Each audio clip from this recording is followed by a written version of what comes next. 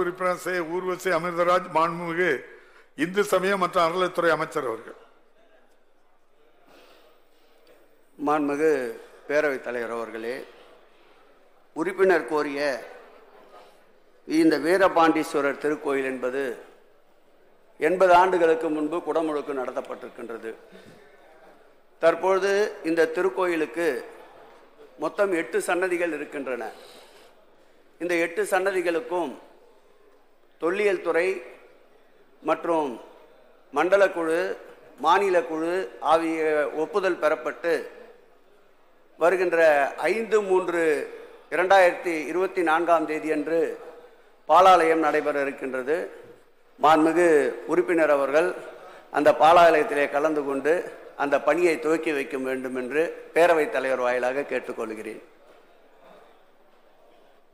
மாண்புமிகு உறுப்பினர் அமிர்தராஜ். பேரவைத் தலைவர் அவர்களே, மாண்புமிகு அமைச்சர் அவருடைய பதிலுக்கு நன்றி கூறிக்கொண்டு, அதே போல அண்மையில் நம்முடைய ஸ்ரீவைகுண்டம் தொகுதி மழையால் பாதிக்கப்பட்டிருந்தது அனைவருக்கும் தெரிந்ததுதான்.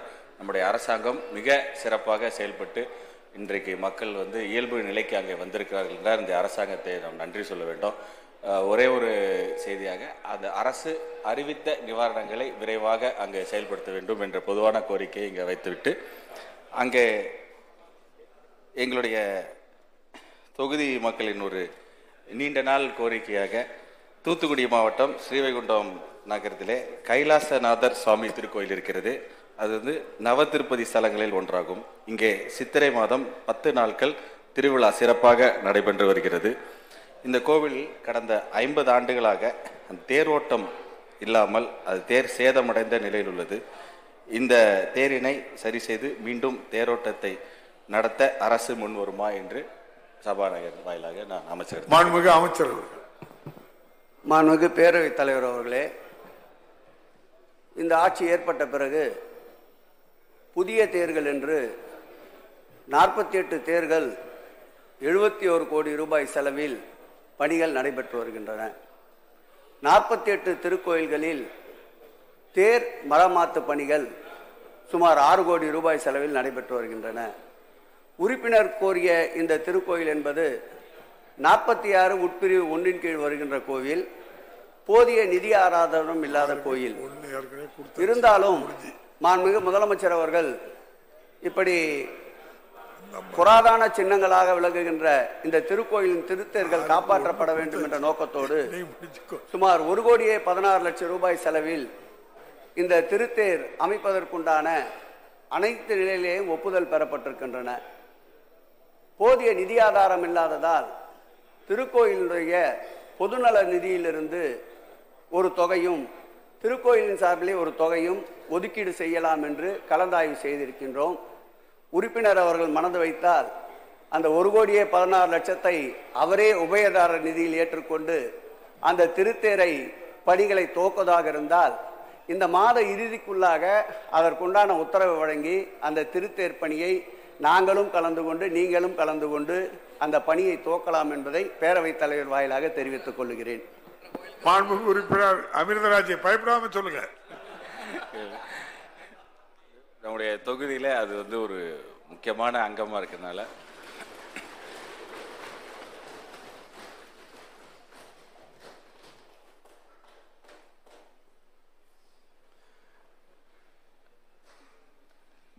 நம்முடைய அரசு முன்வந்து அதை மேற்கொள்ள வேண்டும் என்று மீண்டும் தாழ்மையுடன் கேட்டுக்கொள்கிறேன். நம்முடைய தூத்துக்குடி மாவட்டத்தில் ஸ்ரீவைகுண்டம் வட்டத்தில் கள்ளபிரான் சுவாமி திருக்கோவில் தேர் கொட்டகை அமைக்க அரசு முன் வருமா என்ற ஒரு கோரிக்கையும் எழுந்துள்ளது. அதையும் வாயிலாக கேட்டுக்கொள்கிறேன். மாண்புமிகு அமைச்சர். மாண்புமிகு பேரவைத் தலைவர் அவர்களே, உறுப்பினர்கள் கேட்பதற்கு முன்பாகவே 4 கால் பாய்ச்சலில் இந்த அரசு செல்கிறது என்பதற்கு உறுப்பினர் கேட்ட கேள்விகளுக்கு தொடர் பதிலாக இந்த திருக்கோயிலுடைய திருத்தேர் கொட்டகை அமைக்கின்ற பணி 18 லட்சம் ரூபாய் செலவிலே ஒப்பந்தம் கோரப்பட்டு கடந்த 9ஆம் தேதி அந்த ஒப்பந்தம் நிறைவு செய்யப்பட்டிருக்கின்றது. இந்த மாத இறுதிக்குள்ளாக மாண்புமிகு உறுப்பினர் அவர்கள் அந்த திருத்தேர் கொட்டகை பணியை துவக்கிடுவதற்கு வசதியாக ஏற்பாடுகள் செய்யப்பட்டு உங்களுக்கும் அழைப்பு அனுப்பப்படும். அந்த நிகழ்வும் கலந்து கொள்ளுங்கள். ஏற்கனவே கோரிய திருத்தேரினுடைய உபயதார நிதிக்கு ஏதாவது தருகிறேன் என்று ஒப்புதல் தந்தால் இந்து சமய அறநிலையத்துறை மகிழ்ச்சி அடையும் என்பதை தெரிவித்துக் கொண்டு, இந்த ஆட்சி ஏற்பட்ட பிறகு இதுவரையில் 128 மரத்தேர்கள் திருத்தேர்கள் கொட்டகை செய்வதற்கு சுமார் 46 கோடியை ஒதுக்கீடு செய்து திருத்தேர்களை பாதுகாக்கின்ற வண்ணம் கொட்டகைகள் அமைக்கப்பட்டு வருகின்றன. இதில் அறிவிக்கப்பட்ட திருத்தேர் கொட்டகைகளில் 29 திருத்தேர் கொட்டகைகள் இதுவரையில் பணி நிறைவுற்றிருக்கிறது என்பதை பேரவைத் தலைவர் வாயிலாக உறுப்பினருக்கு தெரிவித்துக் கொள்கிறேன். மாண்புமிகு உறுப்பினர் பிச்சாண்டி. மாண்புமிகு பேரவைத் தலைவர்களே, என்னுடைய கீழ்ப்பண்ணாத்தூர் சட்டமன்ற தொகுதி துரிஞ்சாபுரம் ஊராட்சி ஒன்றியம் வேடந்தவாடி ஊராட்சி ஆதிதிராவிட குடியிருப்பில் உள்ள ஆண்டவன் பெருமாள் மற்றும் விநாயகர் அம்மன் கோயில் கட்டுமானம் நிதி இல்லாமல் கட்டி முடிக்கப்படாமல் உள்ளது. ஆகவே அதை குடமுழுக்கு செய்ய வேண்டிய அவசியம் இருக்கின்ற காரணத்தால் அந்த மக்களுடைய கோரிக்கையை ஏற்று அது கிராம கோயில்கள் புனரமைப்பு நிதியிலிருந்து நிதி விடுவிக்கப்படுமா என அறிய விரும்புகிறேன். அதே போல செங்கம் நீப்பத்துறையில் இருக்கக்கூடிய பெருமாள் கோவிலே புதிய கல்யாண மண்டபம் ஒன்று கட்டித்தர அரசு நடவடிக்கை எடுக்குமா என அறிய விரும்புகிறேன். மாண்புமிகு அமைச்சர். மாண்புமிகு பேரவைத் தலைவர் அவர்களே, உறுப்பினர் கோரிய அந்த விநாயகர் கோயிலும் பெருமாள் கோயிலும் கிராமப்புற திருப்பணிகளில் மேற்கொள்ள வேண்டும் என்று கேட்டுக்கொண்டார்.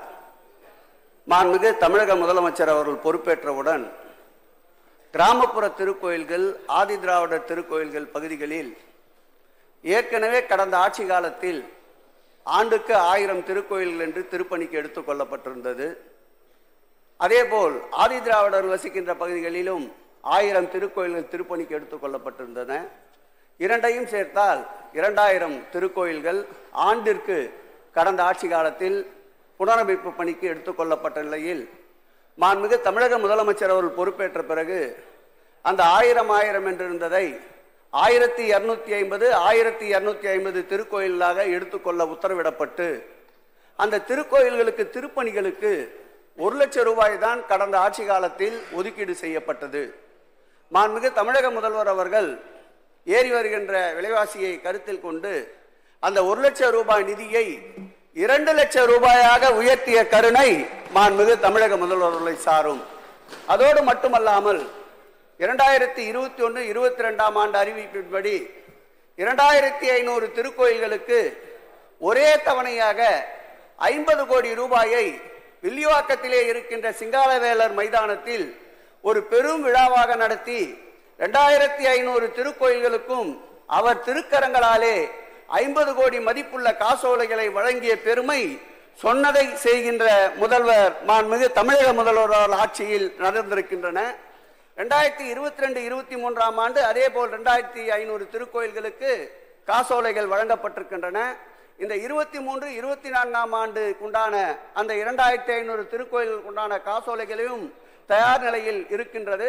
இந்த மாத இறுதிக்குள் அதையும் சேர்த்து வழங்கினால் இந்த கிராமப்புற ஆதி திராவிடர் பகுதிகளில் மாத்திரம் இந்த ஆட்சி ஏற்பட்ட பிறகு 7500 திருக்கோயிலுடைய திருப்பணி நடைபெற்ற வரலாறு இந்த திராவிட மாடல் ஆட்சியில் நடந்திருக்கிறது என்பதை தெரிவித்துக் கொண்டு மாண்புமிகு உறுப்பினர் அவர்கள் கோரியிருக்கின்ற அந்த விநாயகர் மற்றும் பெருமாள் ஆகிய சன்னதிகளுக்கு உடனடியாக அந்த 2000 ரூபாய் காசோலை வழங்கப்படும். அதோடு 2 லட்சம் ரூபாய் காசோலை வழங்கப்படும்.